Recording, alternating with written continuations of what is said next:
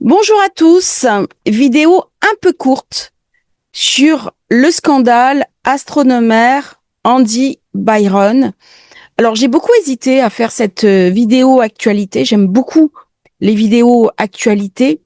Qu'est-ce qui se passe dans le monde au regard de l'astrologie? J'ai hésité parce que je suis pas très branchée potin mondain. Mais là, au vu des configurations astrologiques et du contexte astrologique, c'est incroyable comment l'archétype Vénus-Mars a été revisité. Donc c'est sous cet angle-là que nous allons regarder ce qui a pu se passer au concert de Coldplay. On va d'abord parler du mythe Mars-Vénus carré en ce moment alors que nous sommes à la nouvelle lune. Mars et Vénus sont amants. Vénus est une épouse qui a été contrainte de s'unir à Héphaïstos, Vulcain, dieu de la forge, qui est profondément laid. C'est l'alternance du beau et du laid. Il est repoussant. Et elle va tomber, bien sûr, sous le charme de Mars, un beau guerrier, jeune, fougueux, ardent, qui va la combler plan érotique. Et alors, dans le mythe Vénus-Mars, il y a ce côté interdit parce que le désir, à l'origine, n'est pas lié au conjugal.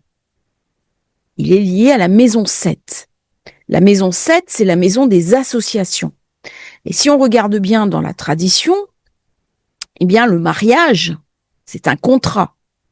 On s'unissait pour garantir un capital, garantir des terres, la survie d'un nom, la prospérité de la famille, mais pas par amour. Les mariages d'amour sont une conception très moderne, très récente, dans une logique d'individualisation. J'ai presque envie de dire uranienne. Je reprends en main mon destin, je choisis qui j'aime et avec qui je vais m'associer.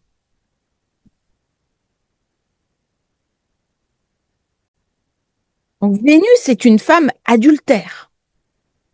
Et à un moment donné, Vénus et Mars sont tendrement enlacés et ils vont se faire surprendre par les dieux de l'Olympe qui vont leur tendre un piège. Ils vont se retrouver dans un filet suspendus dans les airs et tous les dieux de l'Olympe vont venir les humilier. Comme si l'amour, eh bien en fait l'amour impossible, c'était humiliant, comme s'il y avait un interdit général depuis l'origine, parce que ce n'est pas bien, ça rompt le contrat. Et donc l'amour est une forme, l'amour libre, puisque c'est l'amour de Vénus qui reprend son destin, et Mars se retrouve soumis à l'opprobre des autres dieux de l'Olympe. Alors même que Zeus, Jupiter, n'est pas un dieu fidèle. Il est profondément volage. Pourquoi spécialement Vénus? Peut-être parce que c'est une femme. Et donc il y a cet archétype, cet interdit, plus ou moins fort en fonction des sociétés, en fonction des cultures, en fonction du politiquement correct. Quand j'ai un carré Vénus-Mars, j'en ai déjà parlé, des amants maudits, eh bien, c'est cet archétype-là qui est mis en avant. L'amour libre qui ne peut pas s'exprimer. Ou alors l'amour libre que je vais aller chercher. Alors souvent, c'est les coups de canif dans le contrat ou alors l'amour rendu impossible. Qu'est-ce qui s'est passé au concert de Coldplay? Andy Byron est le PDG. Il enlace sa DRH avec qui il a fort probablement une liaison. Il y a une kiss cam qui va se fixer sur eux. Ils ne sont plus maîtres de leur image. Et ils apparaissent sur grand écran, enlacés, et très rapidement l'information fuite. C'est un couple adultère. Alors, on aurait pu en rester là. Sauf que Andy Byron et PDG d'Astronomer, la société, suite à ce kiss-cam, va perdre plusieurs millions de dollars au niveau de la cotation boursière. C'est une entreprise qui est valorisée à 1,3 milliard de dollars.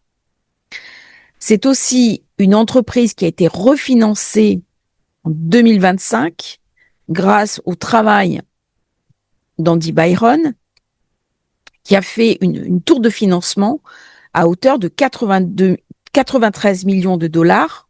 Et c'est grâce à son travail, en fait, que l'entreprise a été valorisée 1,3 milliard de dollars.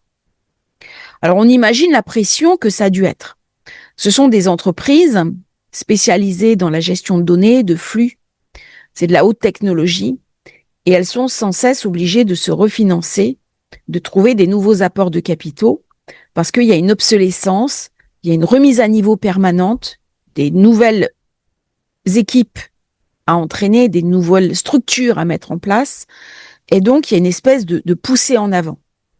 Alors, bien entendu, si on regarde les choses de manière un peu neutre, il y a une pression énorme sur les PDG, sur les CIO, dans l'entreprise, et parfois faire du yoga, de la méditation, ça ne suffit pas. Nous sommes des êtres humains et nous avons parfois besoin de compenser de manière un peu différente. Alors, ça vient soulever plusieurs choses. Avant de passer au thème d'Andy Byron, qui en dit long sur cet événement, Uranus en Gémeaux, à peine rentré, vient nous poser la question de notre propre droit à l'image. À l'époque, quand je sortais, mon époux avait une entreprise et c'était vraiment séparé. C'est-à-dire, il y avait ce qu'on faisait le week-end avec nos amis. J'étais une personne assez exubérante et j'avais parfois des tenues un peu décalées.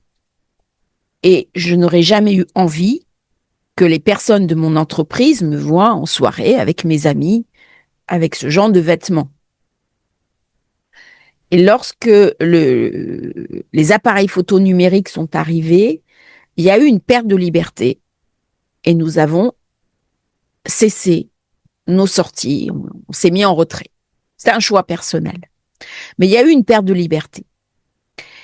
Et là, ça va poser aussi la question de la responsabilité.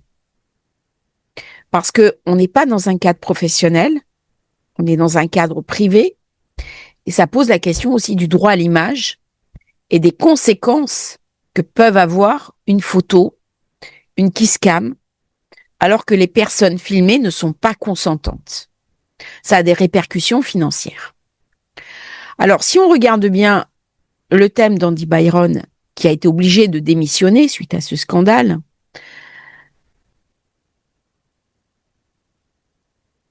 nous avons Mars conjoint au nœud sud, exactement sur son soleil.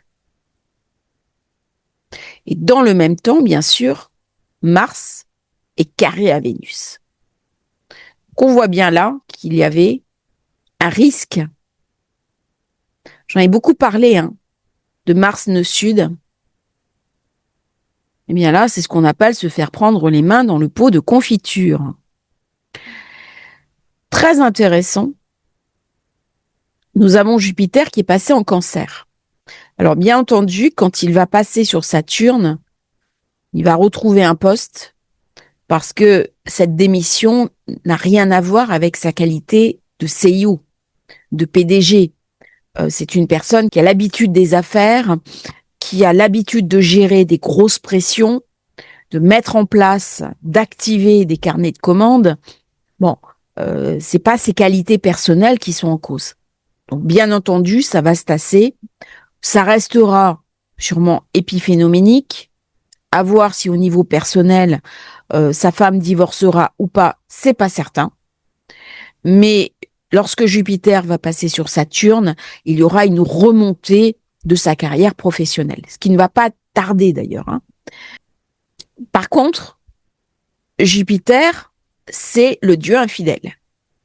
C'est Zeus qui trompe sa femme, Héra, avec tout ce qui porte jupon. déesse, nymphe, humaine. Jupiter est un dieu infidèle.